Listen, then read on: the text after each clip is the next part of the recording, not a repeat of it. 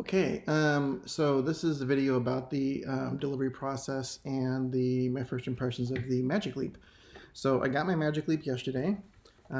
Here's the awesome goggles here. Looks wonderful. And the light pack, and then of course the controller thingy. So let's start off with the delivery. You start off by, they send you an email saying, hey, you need to schedule a delivery. So I scheduled my delivery, and it was for between 5 and 7 on Friday, yesterday. And I got a text yesterday at the beginning of the day from the delivery person saying, hey, I'm going to be there between 5 and 7. Great. And then she said, I'll text you later with a more precise time. So around 4:30 or so, she said, I'm on my way, and I'll be there a little bit before 5. And she got here like just before 5 on the nose. So that's the good thing. She brought two headsets to make sure that they get the right size for me. So she sized me up. We unboxed the correct size, and she walked me through setting it up.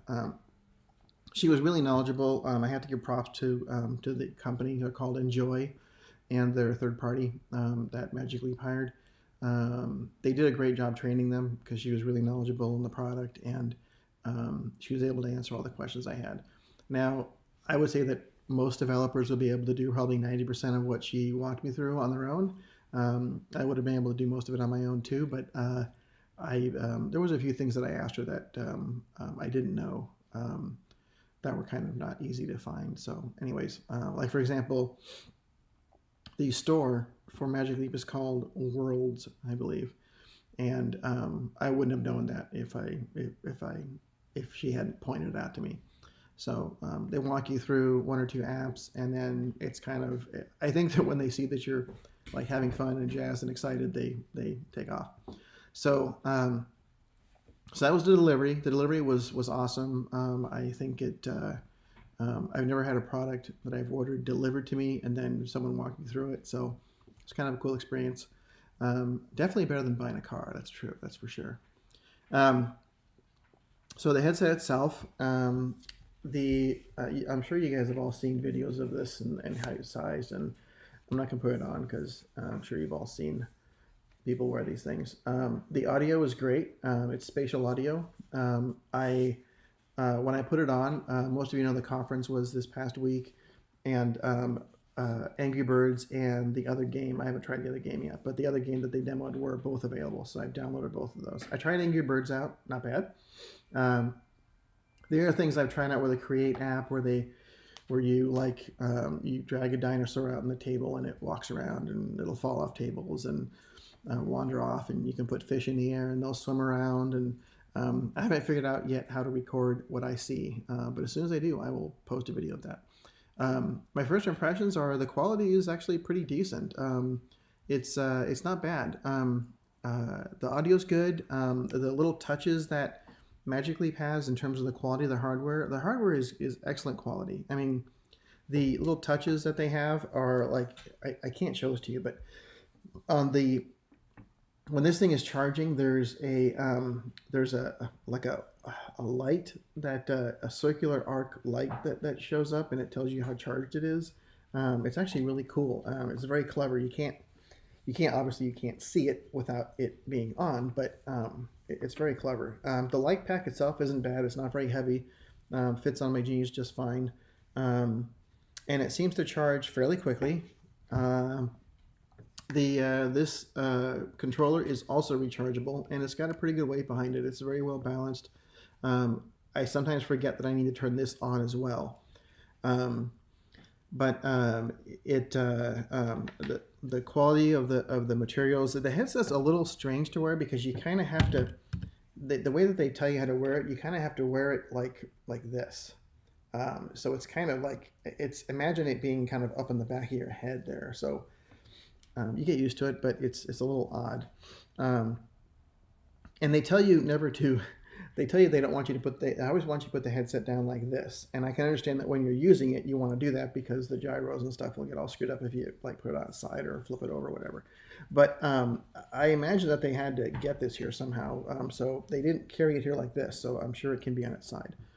looking forward to the case and a few of the other things of the case and the snap-in prescription things. Now my vision's not terribly bad, so I was okay with having to take my glasses off. Um, I can't wear contacts, but so the good news is that I think that this is in terms of I had a HoloLens before, and in terms of comparison to HoloLens, the quality of the image is comparable, if not better. Um, the the field of view is better, definitely better.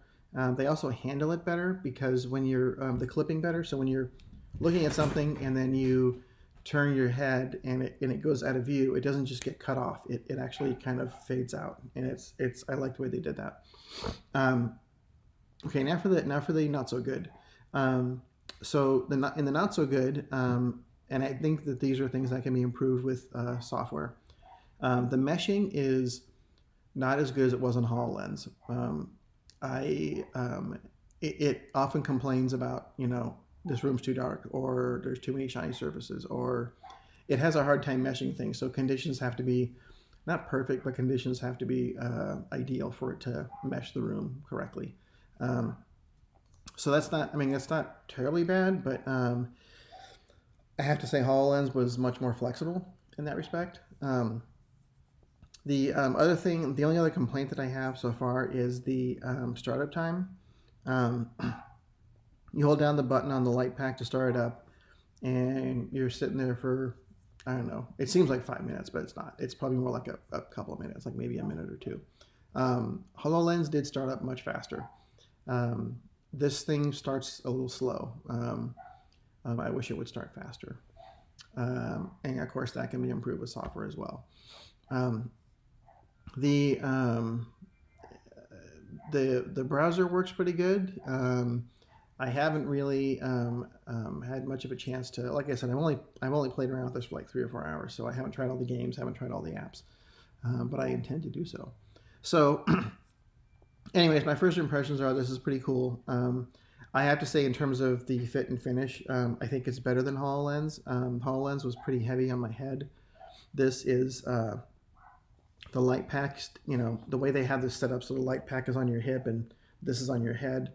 This cord is pretty hefty, and it's a little stiff, but I think that's just because it's new. So I'm sure that'll change over time. It's comfortable to wear. I can picture myself wearing this for a good hour or two, or more. The battery life they say is, she said 90 minutes, but I think this will last longer than 90 minutes. I'll have to let you know. But the controller is good. I just think that some of the intuitiveness they need to work on. There's like I didn't know how to close an app. It took a little bit for me to figure out how to close an app, and she didn't know how to close an app either. And she said that when you would open up one app, the other app would close, which isn't exactly true. But I did figure out how to close an app, so to close an app, I think you hit the bumper, the little bumper button here, this one. So I mean, in terms of the hardware and the fit and all that stuff, it's great. There are just some things that need to be addressed via software updates. So I'm glad that they can all be fixed via software updates because I really wouldn't want to toss this hardware and get something new. This mechanism actually works really well. It's surprisingly nice and comfortable and tight. I haven't tried. It has Bluetooth, and I want to see if I can hook my AirPods up to it. I don't know if I can. And I also haven't used the iPhone app. The iPhone app, we only used it for setting up my the sizing.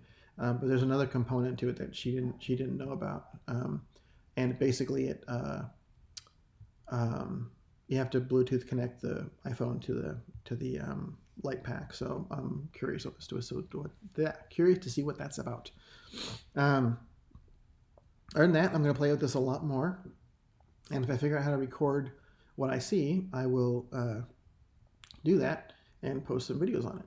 But let me know what you guys think, or if you're ordering one. It's It's cheaper than HoloLens, and so far it's not bad. It's like I said, it's just first impressions. I think this looks a lot cooler than HoloLens. You know, it's very steampunk. Um, I put this on and got some laughs from people in my house. They walked around the corner. They're like, "Whoa!" So, anyways, let me know what you guys think in the comments, and if you have any questions, let me know, and I can hopefully answer them. Thanks.